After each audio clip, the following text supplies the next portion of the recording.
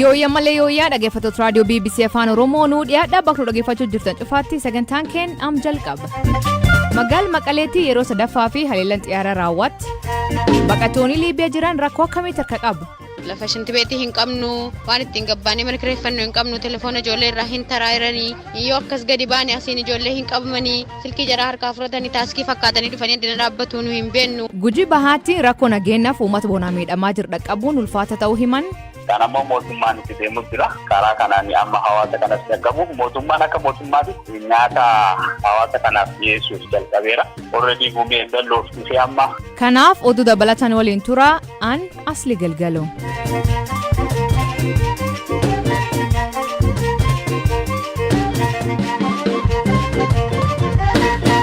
Dhaggeeffattootni oduusan jalqabaanii waraanni mootummaa federaala Itoophiyaa torban kan keessatti marroo sadaffaa fi Tigraayitti haleellaa qilleensaa geessuun gabaafama. Haleellaa sadaffaa kanaanii buufata leenjii waraanaa humnoonni Tigraayitti fayyadamaa turan rukutu ministeerri kominikeeshinii Itoophiyaa Dr. Lagaasaa Tulluu Rooyitasiitti hima. Buufati leenjii waraanaa kun kan ammaan dura raayyaan ittisa Itoophiyaa ajaja kaabaa itti fayyadamaa ture ta'uu dabalataan Rooyitasiitti hima.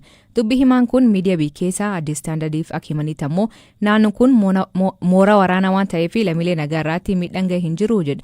Haleellaa qilleensaa kana yeroo humnoonni Tigraay fi raayyaan ittisa Itoophiyaa naannoo Amaaraa Kibwalloo keessatti lol jabaa jiranitti raawwataa jira. Kalee humnoonni Tigraay magaalota Kibwalloo Hayiqii fi Bistimaa jedhaman to'achuu himanii magaalota Akdasee fi Kombolchaas dhiyaachaa akka jiran beeksisan. Mootummaan naannoo Amaaraa namni humna qabu hundi garwalloota akka duuluu yaamicha dhiyeessee jira. Dubbi himaa ministeera Haajaa Alaa Ambaasaadar Diinaa Muftiin ka'arraa miidiyaaleef ibsilaatee waa'ee haleellaa qilleensarraa kana akkan jedha. በመቀሌ በተደረገው ቦምብ ጥቃት ሲቪሊያን ታርጌት አይደለም ወታደራዊ መግለጫ እኮ haleellaan boombii maqaleetti gaggeeffame kan qiyyaafate lammiilee nagaa irratti miti kana ilaalchisee waraanni ibsa kenneera kan haleelame dhaabbilee leenjii waraanaa fi bakka meeshaan waraanaa itti kuufamudha kanaaf miidiyaalee gama sanaan tamsa'aniin argitanittu yoo ta'e reeffa namaa agarsiisuun hin danda'amne namni sadiifaa du'eera jedhama. Yeroo tokko biyya biraarraa kan fuudhaman jiru. Fakkeenyaaf haleellaa fi aara waggaa har'aa Boosniyaa fi Herzegoviinaa keessatti raawwate akkuma waan amma Itoophiyaa keessatti raawwate fakkeessanii dhiyeessuun jira. Wantoota baay'eetu marsaalee hawaasaa gubbaa naannawa. Gama kaaniin garuu mootummaan karoora nageenyaa ni qabaata. Seeraan alaan qabsoo hidhannoo qawween gaggeessuun rakkoo hiikna kanneen jedhan alatti waliin dubbachuuf yeroo mara fedhii qabaachuu ibsaa turre. mootummaan haaraa hundaa'es kanumarratti hojjechaa jira dhiyeenyattis kan beeknu ta'a. Hopefully በዚህ አቅጣጫ አዲስ መንግስት እየሰራ ይመስለናል ይሄን በቅርቡ እናውቀዋለን.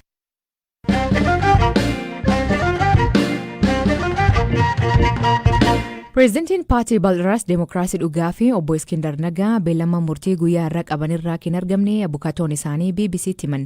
Abukatoo isaanii keessaa tokko ta'e obbo Solomoon Gazaheeny hidhamaan biraa obbo Iskindar irratti dhadhachaa ture.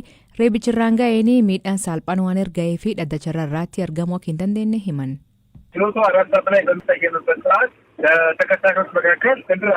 Har'a ganama sa'aatii 4tti wayitaa dhaddachi eegalu hidhamtoota keessaa Iskindir hin turre. Sintaayyoo Chokkolii fi himatamtoota kaan lamatu dhiyaate. Himatamaa tokkoffaa kan ta'an obbo Iskindir Naggaa maaliif dhiyaachuu akka hin dandeenye obbo Sintaayyoon dhaddachatti hime. Akka inni jedhetti kaleessa ganama mana hidhaa keessa wayita ispoortii hojjechaa turanitti hidhamaan biraa amma dura itti dhaadachaa ture. Buunyaa fi waan kaaniin dhawee lafa kuffisuun miila isaarraa miidhaan luqqa'uu irra gahe. Kanaanis mana murtii dhiyaachuu hin dandeenye. Manni murtichaas hoogganaa sirreeffamtoota mana murtiitti fidan dhiyeessuun gaafate. Namni kunis wal dhabdee uumame jedhaniin Iskindir miila isaarraa miidhaan gahee argeera jechuun himan. Koottuun deemna yogguun jedhuun hin deemu jedhe. Sababa kanaan hafe jedhe.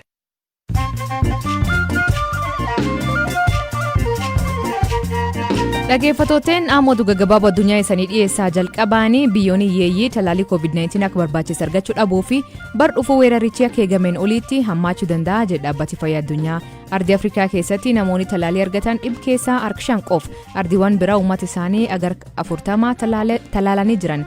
Qondaalli olaanaan WHO Dr. Bruce Elwood biyyoonni guddatan uffituma dhiisanii biyyoota hiyyeeyyiif carraa kennan gaafate. Bokkaan guddaan Suudaan kibbaa roobuu jiru namoota 400,000 ol qe'ee isaanii irra buqqisu UN ibsa. Lolii horii balleessee manneenii fi laf qonnaa barbadeessu kuni ammaatti lubbuu namoota 49 galaafachuu himan. Saayintistoonni rakkoo uumam kana ka sababeessee jijjiirama qilleensaa ta'uu ibsan.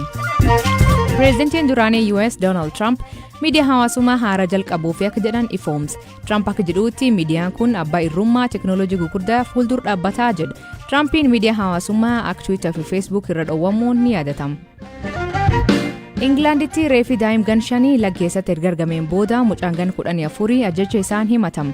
Reefi Logan Mongi adoolessa 31 laga Ogmoo keessatti argame. Ajjecha isaatiin wal qabatee haati mucaa ajjechaan himatamee fi abbaan isaallee mana murtii dhiyaatan. Lammiileen Nigeeriyaa 8 jaalal sobaan online irratti dubartoota gowwoomsan jechuun mana murtii Afrikaa kibbaatti himataman. Dubartooti gowwoomsan kun iddoon isaanii Ameerikaa kan jiraatan yoo ta'u waggaa 10 dabre keessatti $7 miliyoona jala fudhatame jedhan. Adeemsi himannaa isaanii irratti biiroon basaasa Ameerikaa FBI fi Interpol hirmaatanii jiran. Texas keessatti naasiin dhukkubsatoota 4 qilleensa waraanuun ajjeesuun himatamte yakkamaa ta'uu murtaa'e. Willis Davis dhukkubsatoota onnee baqasanii yaalaa turan opereeshiniin booda qilleensa waraanuu himan. Yakka kanaa fi adabbii ajjecha irratti murtaa'uu malaa jedhan.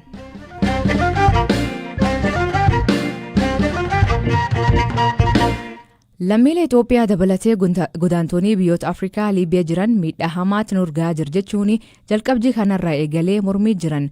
Godaantonni kunniin dararamaa manneen hidhaa ergaa jiruu fi sarbamiinsa namooma mormuun UN falak barbaaduu fi waajjirri UNHCR magaalaa Tripolitti argamuuf fuulduraatti walitti qabamuun achuma oolanii bulan. Baqattoota jiran keessaa dubartoota 2 dubbifne. Nuyi lafa dhannu hin qabnu gaddi deemaa mana kireeffadhaa nuun jedhu rakkinni asitti nurra ga'ee kan jiru lafa shintibeetii hin qabnu waan ittiin gabbaanee mana kireeffannu hin qabnu telefoona ijoollee irraa hin taraayiranii yoo akkas gadi baane asiin ijoollee hin qabamanii silkii jaraa harkaa fudhatanii taaskii fakkaatanii dhufanii addina dhaabbatu nu hin beennu maalummaa isaanii hin beennu kottaa jedhu yeroo jara bira dhaqame fidi telefoona jedhu makiinaa keessa si gashu telefoona sirkaa fudhatu bu'isiin jedhu UN'n immoo gadi yaa'aa nuun jedhu deemaa barrii munazzamaarraa nuun jedhanii Itoophiyaawii kan taane hundumtu rakkataa irraa asitti baay'ee rakkina guddaa nurra ga'ee jiran.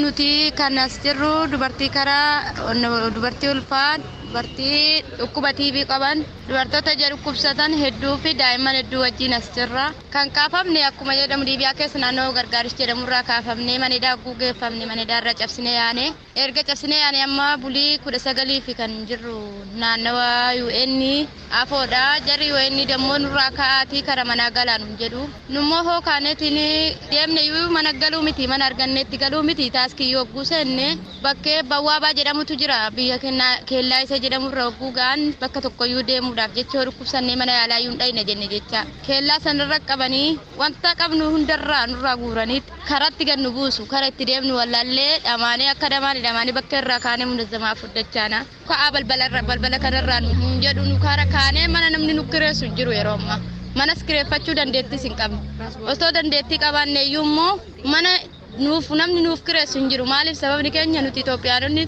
ta'ee warroonni kaan Habashaan akkuma jirutti hin baases keessaa hin qabnu isa paaspoortii hin qabnu akkuma beekamu nuti kan dhufne Saharaadhaan waan ta'eef jecha kanaafuu qaama dhimmi isaa ilaallatutti akka nu hiitan isin jennaa baay'ee dhukkubsannee dhumaarraa mataan kiyya ulfaadha kinoo gulii 19 fi nasiisaa tokko TV qabdii na cinaa kan jirtu intala dubaraati isinis baay'ee dhukkubsachaa jirti dawaa argachaa hin jirtu. Dhaabbatni mootummoota gamtoomaniitti dhaabni baqattoota UNHCR dameen Liibiyaa gamisaatiin mootummaan Liibiyaa duulqindaa'in jalqab kan irraa eegalee baqattoota 5,000 ol mana hidhaatti guuree jechuun kanaan guddoo yaadda'uu himan. Baqattoonni daraara kan sodaatanii miliqan jiddugal keenyaa CDC jedhamu fuulduraatti walitti qabamaa jiran jechuun soda nageenyaaf jecha tajaajilli akka dhaabbate ibsan. Kanaanii qarqaarsi nyaataa maallaqaa fi kadaa'imanii fi dubartoota ga'uu mal dhanqamee jedhan.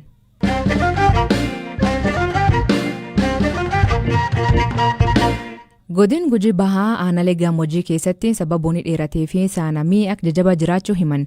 Aanaaleen bon kanaan miidhamte Goorodoolaa, Sabboruu, Liibanii fi Gumeel Dalloo ta'uu itti gaafatamaan hooggansoota balaa godin Gujii Bahaa obbo Tesfaayee Gammachuu BBC'tti hima. Sabboruutti horiin 1,890 du'uu fi horiin 680 huqinnaa fi namaan kaafamaa jiraachuu dubbata. Aanaalee Goorodoolaa, Liibanii fi Gumeel Dallootti garuu bonni cimaan jiraatullee rakkoo nageenya waan jirtuu fi gargaarsi uummata dhaqqabuu fi ragaan qabatamaan baramuu ulfaata ta'uu hima. Ammayyoo itaanatu dubbis. Rakkoo nageenya yeroo jedhu qaama ammaa shiftaa shaneetii waan wal qabatu. rakkoon nageenyaa kunneen namni bahee akka fedhe socho'ee hawaasa kana tajaajile haala jiru addaan baasuu isaaf illee ulfaataa waan ta'eef kan ammoo mootummaan itti deemu jira. Karaa kanaan amma hawaasa kanas dhaqqabuuf mootummaan akka mootummaatti nyaata hawaasa kanaaf dhiyeessuuf jalqabeera. Already gumee dalloof dhufee amma godina bu'eefiira. Kana dhaqqabsiisuuf illee amma ulfaataadha. Rakkoon nageenyaa kun dhiibbaa qabaa kan jiru. Horiin alatti namoonni miidhaman jiru. Ammarraa namni kana miidhameera kan jedhu gabaasa aanaa waan nuun kennineef kana illee kaasuu hin dandeenyu. Garuu namni nuti qorannoo yeroo dabre geessine qorannoo sabsiin duraa geessine waliigalaa godina keenyaa 200 fi 29 deeggarsa dabalataa nyaata dabalataa barbaada jennee qaama mootummaa beeksifne. Kun kan duraanuu deeggarsa barbaadu moo sababa hongee kanaan kan deeggarsa barbaadudha? Sababa hongee kanaan adoon ta'in deeggarsa amma indikeetarii jira midhaan oomishaa fi oomishtummaan agamitti argama kan jedhu midhaan gannaa irratti dhaabannee piriyaarvestingii geessinee ture. Hanqina roobarraa kan ka'e waan irraa badee fi deeggarsa nyaataa barbaadaa kan jedhu qaama mootummaa beeksifne achirraa kaanee qorannoo geessine. Ammatti wanni deeggarsa dhiyeessan jira horiifis ta'uu danda'a namaafis? Namaaf nyaati dhiyaateen jira.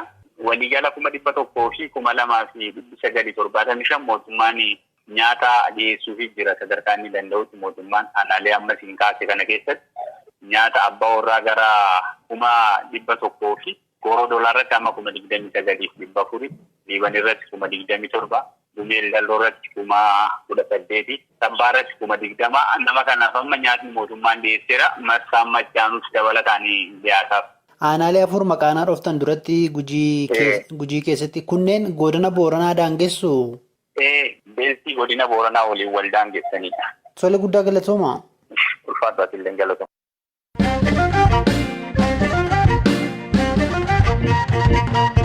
Dhiin fayyaa sammuu fi of ijjeessuu irra dubbachuun biyyoota Afrikaa hedduu keessatti agammaa akka waan hamtuu yookiin qaanitti ilaalama. Haa ta'u malee lakkoofsi namoota of ijjeessuu dabalaa jira. Keenyatti waggaa kana jidduu ji'a Eebilaa fi Waxabajjii qofa keessatti namoonni 500 of ijjeessuu staatistikiin mootummaa argisiisa. Gaazexeessituun BBC Maasii Juumaan dubartii abbaa warrisii dhibee kanaan dhabde Aan Kimuntoo dubbifte. Akkan jettuutti abbaan warrisii barsiisa ture. Waggaa tokko erga dhukkuba dhiphinnaatiin rakkachaa tureen booda of ijjeesse.